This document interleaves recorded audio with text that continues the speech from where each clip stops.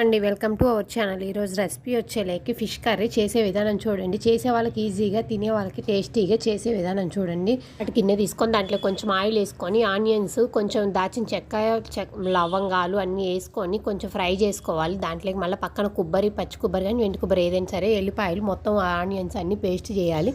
తర్వాత అదే ప్యాన్లో కొంచెం ఆయిల్ వేసుకొని జీలకర్ర, ఆనియన్స్, కరివేపాకు, పచ్చిమిర్చి, టమోటాలు వేసుకొని ఫ్రై చేసుకున్నాక మనం ముందుగా చేసి పెట్టుకున్న పేస్ట్ అనేది దాంట్లో వేసుకొని కలుపుకోవాలి. అండ్ చింతపండు, ఒక చిన్న నిమ్మకాయ సైజ్ అంత చింతపండు తీసుకొని రసం తీసి రసం వేసుకోండి. టేస్ట్ సరిపోయేటట్టు సాల్ట్, కారం వేసుకొని బాగా అనేది మరగాలి. మరిగేటట్టు చూసుకోండి. దాంట్లో కొంచెం గరం మసాలా, ధనియాల పౌడర్, అల్లం పేస్ట్ వేసుకొని బాగా అనేది మరిగినాక మనం ముందుగా చేసి పెట్టుకున్న ఫిష్ ముక్కలు అనేది బాగా 1 by 1 వేసుకోవాలి. వేసుకున్నాక కొంచెం ఉడికినాక దాంట్లోకి కొంచెం కొత్తిమీర, పుదీనా వేసుకోండి. టేస్ట్ అని చాలా బాగుంటుంది. వైట్ రైస్ లేకైనా వీళ్ళకి కూడా బాగుంటుంది. ఈ వీడియో నచ్చితే ఒక లైక్ చేయండి. మీ ఫ్రెండ్స్కి ఎవరికైనా షేర్ చేసుకోండి. Thank you for